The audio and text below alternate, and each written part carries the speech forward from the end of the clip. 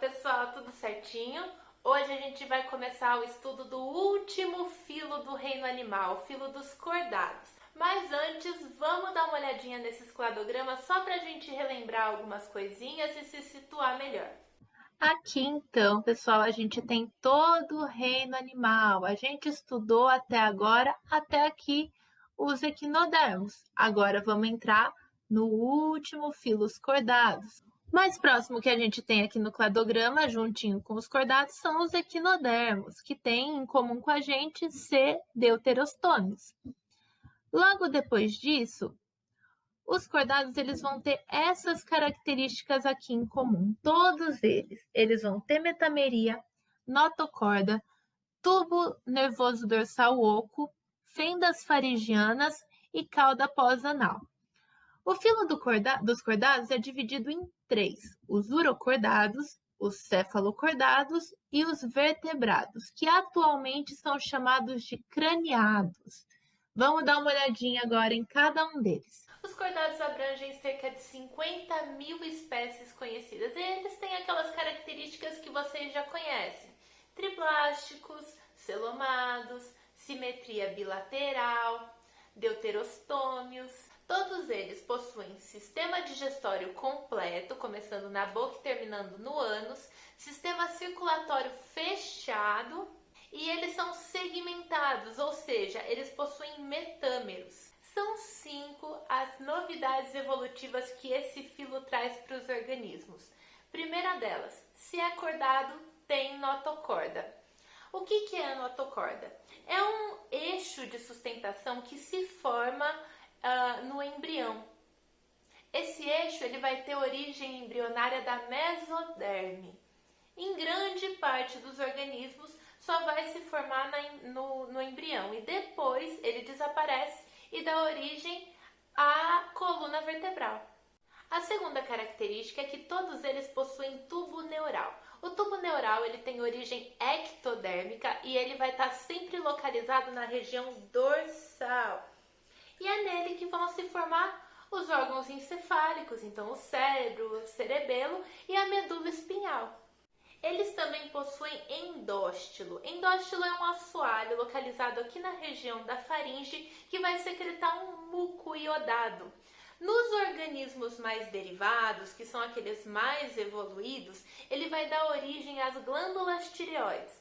Já aqueles menos derivados, os primitivos, ele vai servir como um filtrador de alimentos. Todos os cordados também possuem as fendas faríngicas. O que é isso? São aberturas aqui na faringe que vai dar origem às brânquias. Sim, você também já teve abertura para brânquias lá no seu desenvolvimento embrionário. Acontece que nos organismos que possuem pulmão, essas fendas são fechadas ainda no desenvolvimento embrionário mesmo. É isso mesmo, meu caro filho de Aquaman, você já teve abertura para brânquias. A última característica é a cauda pós-anal, que nada mais é do que um alongamento que se estende além do ânus. Ela vai surgir em todos os organismos cordados no desenvolvimento embrionário e vai dar origem às caudas dos animais. Nós também temos o vestígio dessa cauda, que é o nosso cóccix. O filo dos cordados é dividido em 3 subfilos: urocordados, cefalocordados e craniados. Os cefalocordados e os urocordados também são conhecidos como protocordados, porque eles não possuem crânio e nem vértebra. Os urocordados são os mais primitivos de todo o filo. Eles são exclusivamente marinhos e vão ter essa aparência aqui. Pode ser confundido com uma esponja, mas cuidado, gente, eles não têm nada a ver com os poríferos. Como principal representante dos urocordados, nós temos as assídeas. São móveis durante a fase larval e durante a fase adulta eles são sésseis. São conhecidos como tunicados também, porque eles secretam uma substância que chama tunicina, que é muito semelhante à celulose. É a única exceção de todo o filo dos cordados que vai possuir sistema circulatório aberto. Eles respiram por brânquias e são monóicos, ou seja, são hermafroditas. Apesar de hermafroditas, eles precisam de um parceiro para fazer a reprodução cruzada que vai acontecer no meio externo.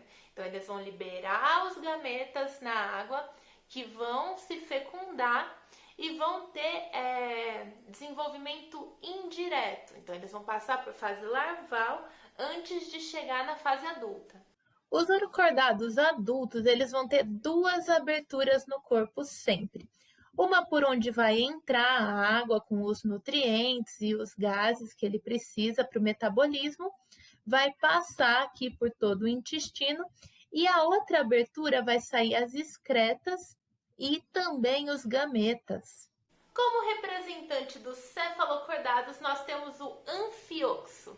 Eles são seres bem pequenininhos, cerca de 5 centímetros de comprimento, que possuem notocorda da cabeça até a cauda. Eles não possuem cabeça diferenciada e a boca é uma abertura circular. Em volta dessa boca, eles vão ter uns tentáculos que protegem essa abertura, que são chamadas de cirros. Eles são seres filtradores, a água então vai entrar pela boca deles, sair pelas fendas faríngeas e os nutrientes vão ficar retidos e entrar para o sistema digestório, onde vai ser feita a digestão. O sistema circulatório é fechado e eles fazem a respiração através da difusão. São seres dioicos, ou seja, ou ele é fêmea ou ele é macho, fazem fecundação externa, então eles liberam os gametas na água para fazer a fecundação, e o desenvolvimento deles é indireto, então eles precisam passar por estágios larvais até chegar na fase adulta. E agora a gente vai falar dos craniados, o último subfilo dos cordados. Antigamente eles eram chamados de vertebrados, mas precisou mudar porque os agnatas, que faz parte desse grupo, eles não possuem vértebras, porém eles já possuem crânio. Os representantes dos agnatas são o peixe-bruxa, a lampreia e as feiticeiras. Esses 3 animais não fazem parte da fauna brasileira. Apesar de já possuir crânio, eles ainda não possuem mandíbula.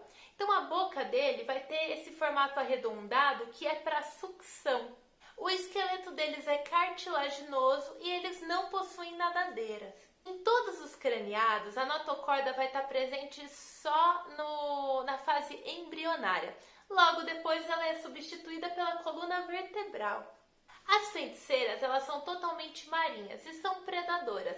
Já as lampreias, elas podem estar presentes tanto em água doce quanto salgadas e elas são parasitas.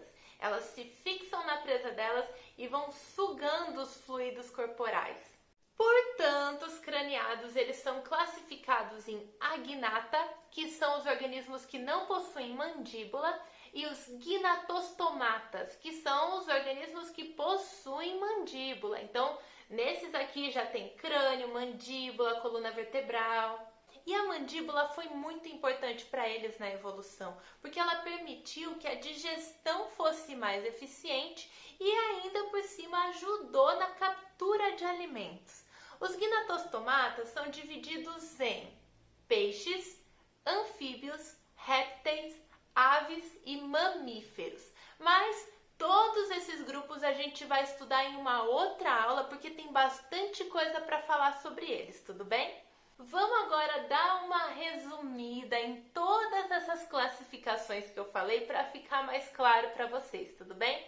O filo dos cordados é dividido em protocordados e craniados. Os protocordados são os urocordados e os cefalocordados. Já os craniados são os agnatas e os gnatostomatas. Os agnatas não possuem mandíbula, já os gnatostomatas possuem crânio, mandíbula e coluna vertebral. E eles vão ser representados pelos peixes, anfíbios, répteis, aves e mamíferos. Bom, pessoal, é isso. Eu espero que vocês tenham entendido, espero que vocês tenham gostado. Não deixem de dar uma olhada no livro de vocês, porque lá também está bem completinho, tem muita informação que pode acrescentar no conteúdo. Anotem todas as dúvidas, sexta-feira a gente conversa. Um beijo!